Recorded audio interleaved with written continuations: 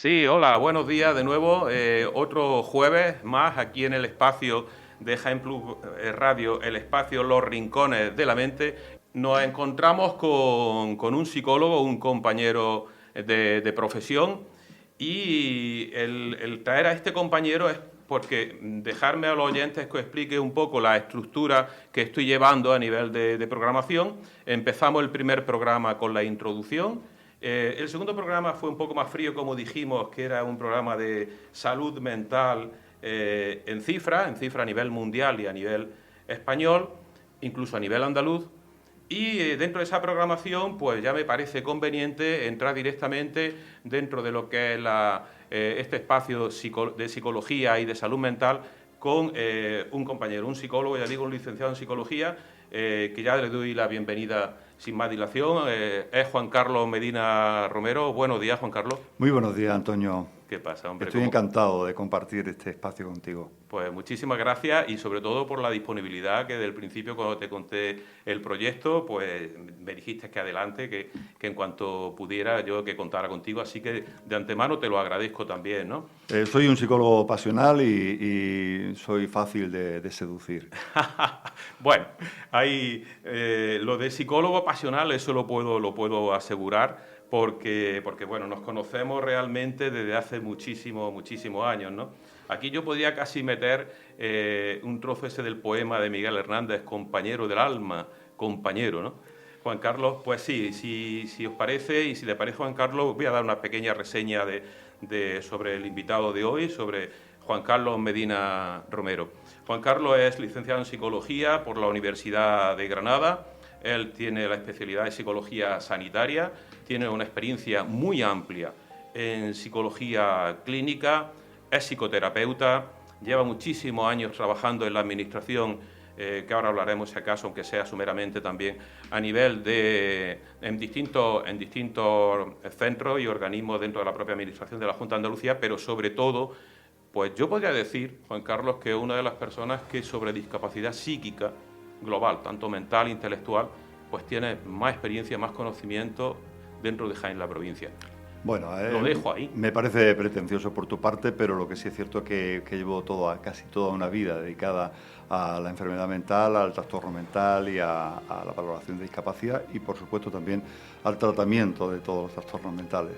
Exactamente, porque eso es lo que quería también dar a entender y que conozcan los oyentes. Es decir, él también, aparte del tema de administración pública, en donde lleva trabajando toda su vida, también pues ha estado trabajando en un centro privado, un centro de psicología privada, el centro Gabinete Alameda, conocido aquí en Jaén. Por tanto, no solamente ha sido el tema de valoración y diagnóstico de todo tipo de discapacidades psíquicas, intelectuales, deterioros cognitivos, etcétera, etcétera, sino también que a nivel privado, pues me consta, y acaba él de decirlo, y así yo lo puedo corroborar, la gran experiencia que tiene a nivel de tratamiento, ¿no? El tratamiento que es fundamental también. Bueno, pues una vez dicho eso, Juan Carlos, si te parece, entramos un poquito en materia, y aunque sea una cosa muy obvia, te pregunto, ¿qué es un psicólogo? ¿Qué es una psicóloga? ¿Qué función tiene? ¿A qué se dedica?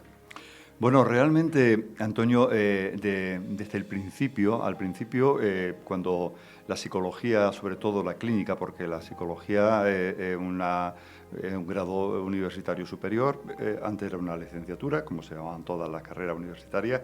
Bueno, pues cuando la psicología tiene muchísimos ámbitos de intervención, el ámbito deportivo, el ámbito infantil, el ámbito de empresa y el ámbito de la salud. Para mí el más importante y el que me ha movido toda mi vida. Entonces, cuando al principio realmente entrábamos a trabajar en salud, se cuestionaba muchísimo y se nos preguntaba muchísimo por la diferencia entre un psiquiatra y un psicólogo. Bueno, pues te estás adelantando una de las preguntas, pero me parece fenomenal. Sí, cuéntanos. pues realmente, mira, tenemos todos que entender que la psiquiatría es una de las muchas especialidades médicas, de modo que todos los psiquiatras son médicos y los psicólogos no somos médicos. Los psicólogos, el psiquiatra trata alteraciones de intensidad moderada, enfermedad mental de intensidad moderada grave, que casi siempre suele ir acompañada de necesidad de farmacoterapia, de ayuda farmacológica. Y los psicólogos abordamos trastornos mentales de intensidad leve moderada, y si puede ser necesaria la necesidad de apoyo psicofarmacológico, tenemos que trabajar de forma conjunta y coordinada con ello. Está claro, Juan Carlos, que es un abordaje completamente, si no completamente, bastante distinto, ¿no? Entre sí, pero lo que pasa es que en salud mental trabajamos juntos psicólogos y psiquiatras. Realmente ellos llevan unos casos en función de la tipología, nosotros otros, y otros muchos se llevan de forma conjunta. De modo que el psicólogo en salud sería una persona especializada en trabajar las emociones humanas, los parámetros de interacción, la disfuncionalidad afectiva, emocional, relacional, y abordarlo, y el comportamiento, sí, como deterioros cognitivos también en personas de cierta edad, bueno, y si no tan de cierta edad, es decir, por lo que... Bien, bueno, el programa, no sé si lo he dicho al principio y si no lo digo ahora, está enfocado sobre todo a cuándo ir a psicología, cuándo ir a un psicólogo, cuándo ir a consulta psicológica, cuándo acudir en definitiva, cuándo creemos o una persona cree o el entorno de esa persona, de ese paciente, de ese hombre o de esa mujer cree que debe de ir o de acudir al psicólogo. Y también mi pregunta va por ahí, Juan Carlos. Yo creo que de antemano habría que quizás también desmitificar, y eso es una de las ideas que yo desde el primer programa pues bueno, quería hacer, quitar ese estigma, ¿no? Y quiero que estos programas de psicología y salud mental sean para eso, dar una ilusión, dar una expectativa positiva, no solamente decir que esto es un cuadro de este tipo, de este otro, sino dar una esperanza a las personas, ¿no? Y sobre todo hay que desmitificar el hecho de si voy al psicólogo parece que... Bueno, realmente desde el principio de mi vida profesional, allá por los años 80, realmente el trabajo en psicología privada se basaba prácticamente en reeducación, en atención infantil temprana, porque aún no existía el vertebrado, el sistema tan complejo y tan completo y tan efectivo que hay ahora. Pero nada comparable con la realidad actual. Las personas hemos comprendido que igual que vamos al médico cuando nos sentimos mal físicamente, hay indicadores que yo siempre decía el símil de que el sistema nervioso no tiene por qué ser un reloj suizo.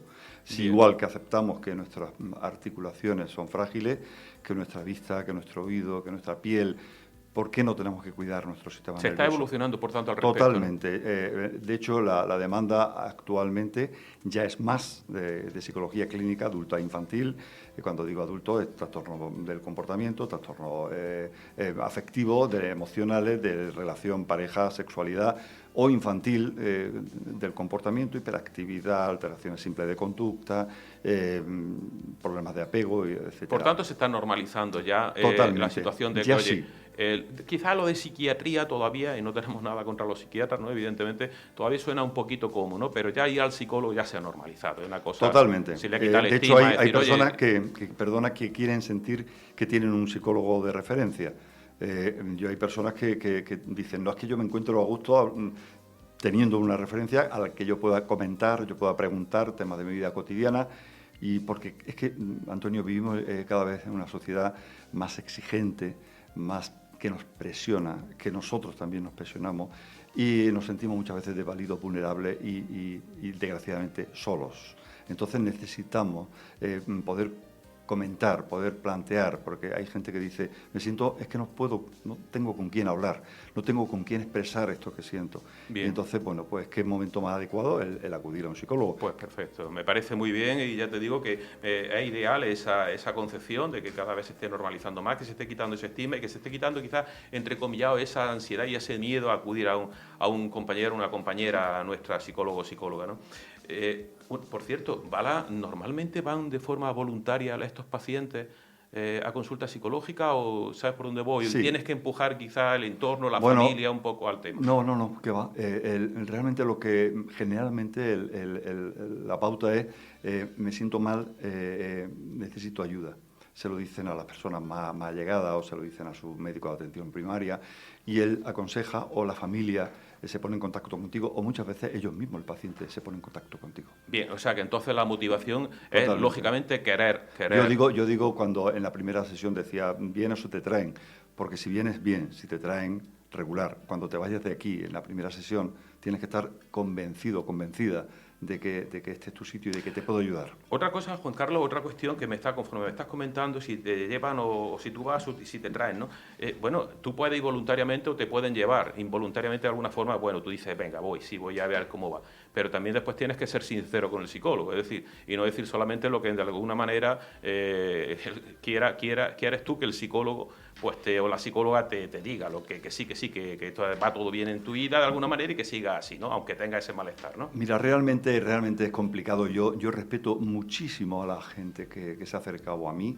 De hecho, tengo una gratitud increíble hacia los pacientes y las pacientes que han hecho mi vida profesional, porque te enriquecen de una forma increíble. Y respeto muchísimo. Intento demostrar el primer día que soy una persona que debo de transmitir seguridad, confianza y respeto absoluto. Para que no se sientan mal, porque hay personas que dicen, me han llegado a decir personas, es más duro esto que ir al ginecólogo, señora o mujeres, sí. Y hombres que decir, prefiero ir al urólogo que al psicólogo porque me siento más desvalido. Entonces tenemos que plantear y transmitir mucha confianza. Vale. Tenemos un código deontológico inmensamente profundo que nos hace respetar plenamente la intimidad de la persona que se pone. Pues me alegro, Juan Carlos, de esta primera aproximación en el programa, porque eso de decir, bueno, yo puedo solo con esto, ¿no? Me voy a meter, mira, el próximo programa vamos a hablar sobre los libros de autoayuda, es decir, yo puedo solo con esto y si no me cojo un libro de autoayuda que tendrá sus ventajas y sus desventajas y lo hablaremos en el próximo programa también, ¿no? Al respecto, pero ¿a ti qué te parece esta cuestión? Porque es un género de los que más se vende hoy en día en las librerías. Mira, Antonio, he comprobado y yo creo que lo van a entender todas las personas que están escuchándonos, cada vez queremos respuestas más simples, más rápidas. Estamos en un mundo en que leemos más titulares que artículos, que leemos más frases cortas en una red social que leer un libro de literatura. Y nos quedamos en lo corto, nos quedamos en lo inmediato. Entonces buscamos respuestas simples.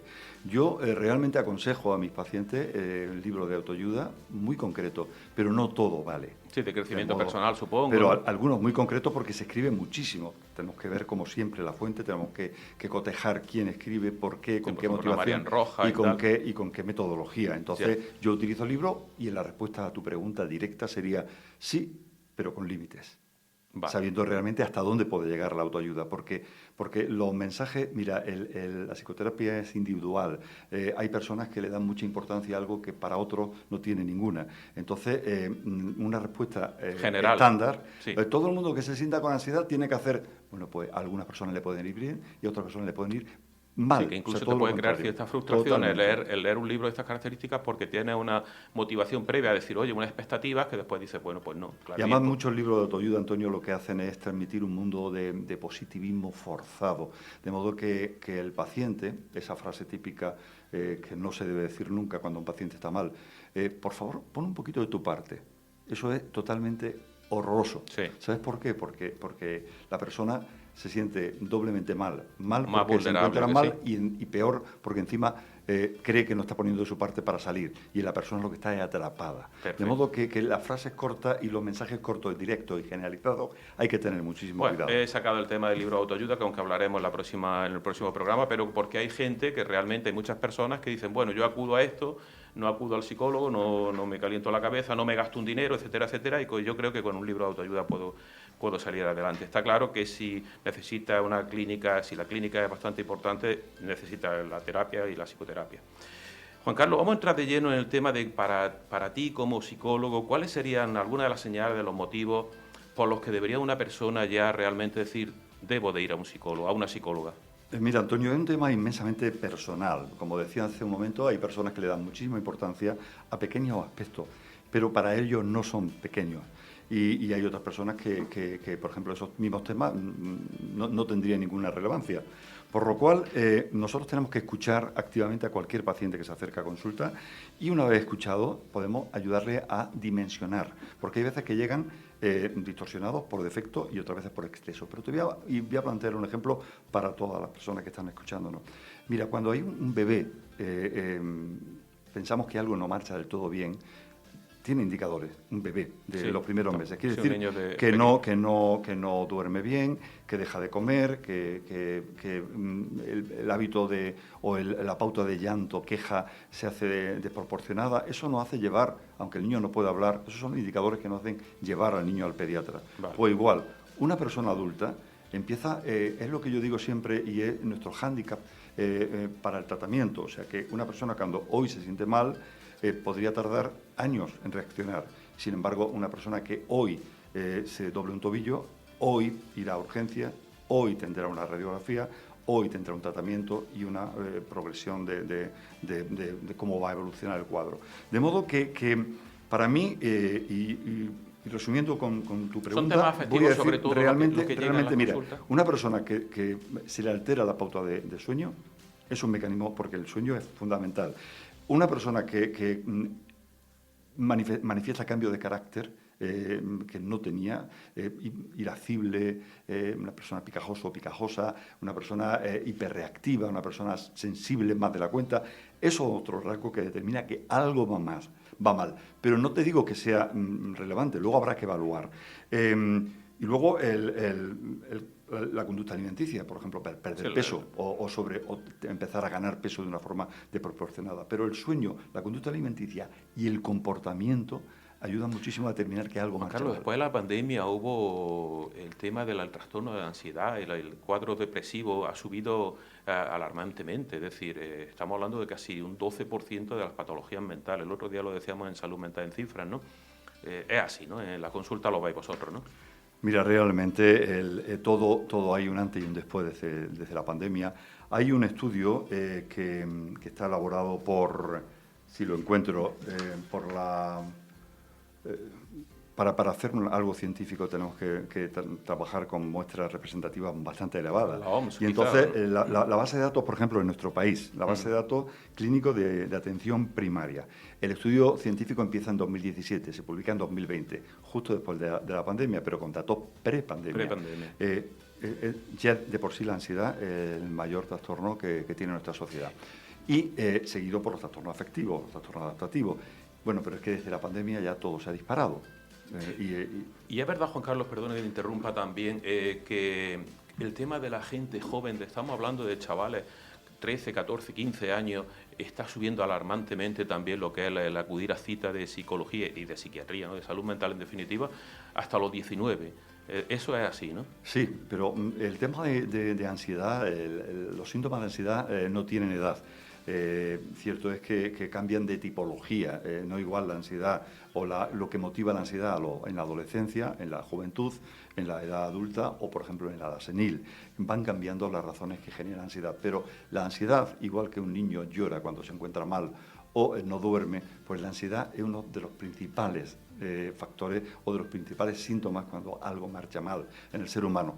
Y si quieres que hablemos de los psicofármacos, pues... No, ahora te pregunto, pero bueno, de los agentes jóvenes estamos hablando también de lo que te decía antes, ¿no? El TCA, el trastorno de la conducta alimentaria y otros cuadros mal, TDAH, etcétera, etcétera, que efectivamente parece ser, y vosotros en consulta me lo acabas de reconocer, lo estáis comprobando cada vez más. Juan Carlos, cuando te llega una persona que nunca había estado anteriormente en tratamiento, ni había estado en psicoterapia, ni había estado a nivel farmacológico tratado, ¿cuántas consultas son necesarias en psicología, en una consulta de psicólogo o psicóloga, para más o menos ver por dónde va esta persona? No creo que a la primera de cambio se desnude emocionalmente un chico, una chica, o un hombre, una mujer, un adulto y una adulta. Mira, Antonio, una de las principales estrategias que tiene un psicólogo clínico y de la salud la entrevista clínica, de modo que tenemos que ser hábiles para hacer que la persona se encuentre cómoda, a gusto y pueda transmitirnos y nosotros podamos reconducir. ¿Con qué medios contáis también para ello? Bueno, pues básicamente la entrevista clínica. Yo en consulta utilizo mucho el dispositivo electrónico de biofeedback. Se utiliza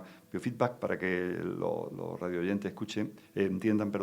Son dispositivos mediante el cual ellos saben, tienen capacidad para ver cuál es su tasa cardíaca, cuál es su nivel de tensión, cuál es su nivel de ansiedad en ese momento. Porque Entonces, existen distintos tipos de terapia, nosotros las por conocemos supuesto. como profesionales de la Y psicología, luego, pero hay muchísima gente que no. Es decir, según también cada psicólogo o psicóloga puede tener una orientación a nivel de tratamiento de psicoterapéutico, ¿no? sí, realmente, bueno, y luego también las pruebas psicométricas, que son las que determinan un poco, comparando con la muestra de la población general, realmente cuantificamos cuál es su nivel de deterioro, cuál es su nivel de afectación o cuál es su nivel de, por ejemplo, de desarrollo o de afectación cognitiva. Hacéis también que intervenga la familia, ¿no? Por lo menos el allegado, la llegada, la pareja, el padre Sí, o el hijo, siempre con el vecino, el respeto, amigo. con respeto del paciente. El Sí, paciente no, tiene que darnos el el permiso permiso, explícito para evidentemente. poder Sí, por el tema transmitir. deontológico, como hemos dicho Y hay anteriormente, temas bueno, que de datos y ellos tal. dicen, este tema no se habla y no se habla.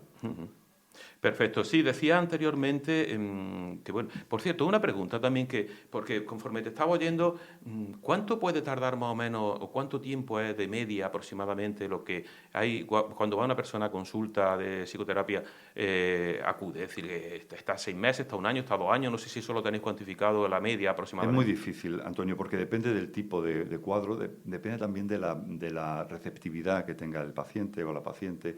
Y yo particularmente, si te digo que bajo mi modesta forma de trabajar, un adulto en la primera sesión, el tema puede ir enfocado, no para él o para ella, sino para mí.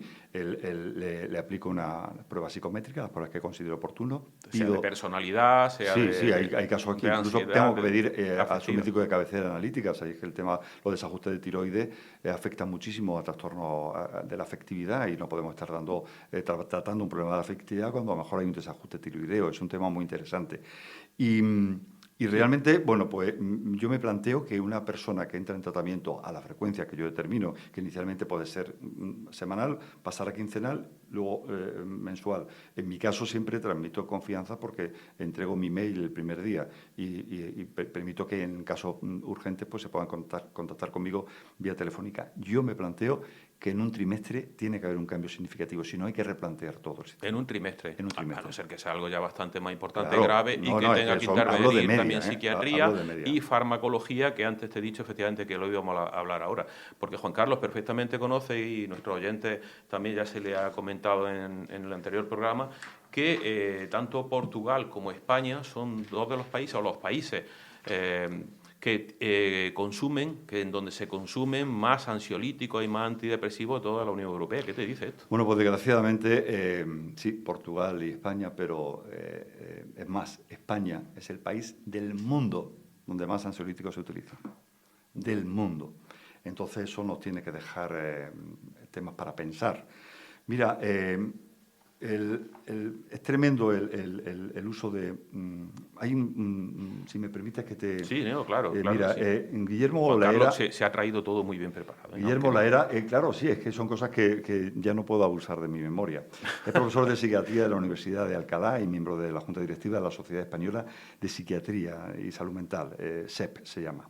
Bueno, pues él hace un análisis de por qué la tendencia de que haya cada vez más uso de psicofármacos, no solamente en España, sino en toda Europa y en todo el mundo. Y dice que hay 3 razones fundamentales. Una de ellas es 3, básicamente. La medicalización de los problemas de la vida cotidiana. O sea, queremos ser inmunes al dolor. Hay veces que evitamos el sufrir y entonces pedimos ayuda médica para conseguirlo. Luego, ampliación de los límites del trastorno mental. Antes eran límites más restrictivos y ahora cualquier cosa se puede convertir en patógena. Y la tercera, y es la que realmente a mí más me preocupa, la falta, Antonio, de acceso a intervenciones no farmacológicas, como puede ser la psicoterapia. Efectivamente. También el tema de atención primaria, en donde tendría que haber más psicólogos y psicólogas, etcétera, etcétera. La verdad que esto sería, y por eso desde ya te estoy diciendo, Juan Carlos, y te voy a animar a que vengas por aquí más a menudo. Pues ya lo hablaremos, ya lo hablaremos. Juan Carlos, hay una cuestión que también me interesa bastante y es que haya en España 6 psicólogos por cada 100.000 habitantes, cuando en la Unión Europea se está recomendando una media de 18 psicólogos y psicólogas por cada 100.000 habitantes. ¿Qué nos dice también este dato? Pues tremendo, tremendo, porque mira, hay 6 psicólogos, pero es que hay 9 psiquiatras y además no siempre bien situados. O sea, no siempre hay zonas, aquí en Jaén, quien nos puede escuchar sabe que, por ejemplo, la zona sanitaria de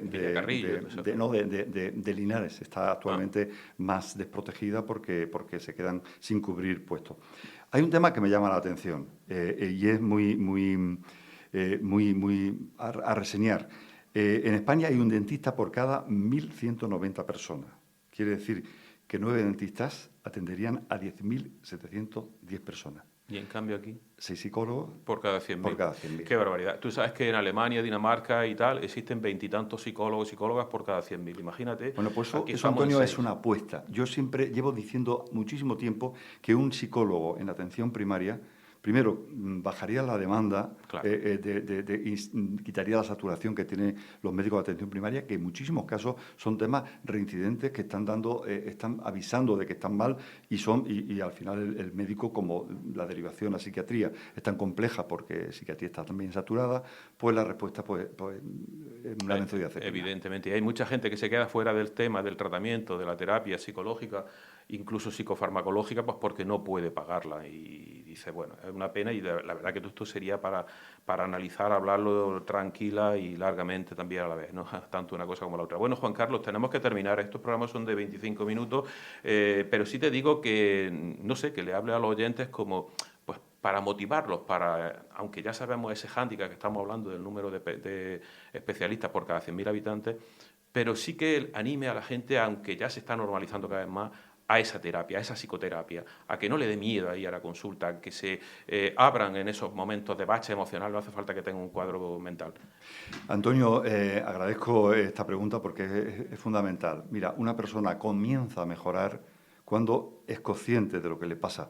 Y el siguiente paso sería pedir ayuda, porque tenemos que pedir ayuda. Nadie somos autónomos, nadie puede curar una enfermedad médica por sí solo, a no ser que, bueno, pues con el autocuidado sí, pero ya cuando se ha producido la enfermedad hay que ponerse en manos de un profesional. Pues igual, los psicólogos nos encargamos de ayudar a algo tan importante como la salud mental, que equilibra el sistema nervioso, todo lo demás en el ser humano.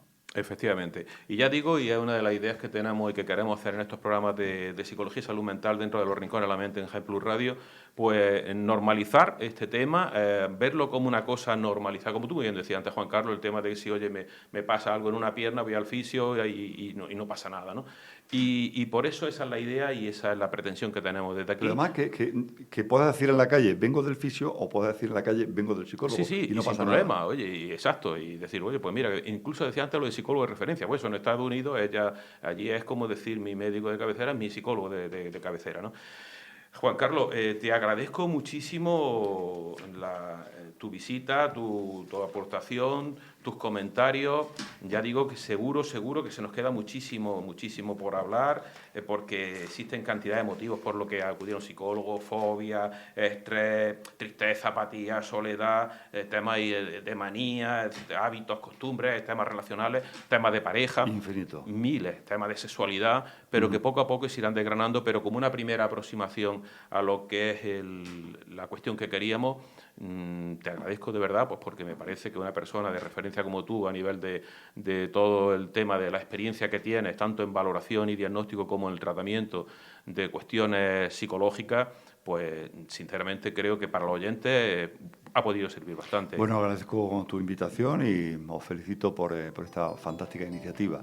Y sí, me tendrás por aquí en otra ocasión cuando tú lo quieras. Hombre, pues mira, ya lo he sacado. Yo sinceramente estoy muy contento de que diga esto porque, bueno, la idea nuestra, desde luego, es ir trayendo a profesionales de la psiquiatría, de la psicología y de otros tipos de cuestiones de especialistas, de terapeutas, para, en definitiva, intentar ayudar a la sociedad jienense, a toda la provincia de Jaén, pues a que esto se vea de una forma, el tema se vea de una forma mucho más normalizada, menos estigmatizada y que vean un hábito de esperanza y de ilusión.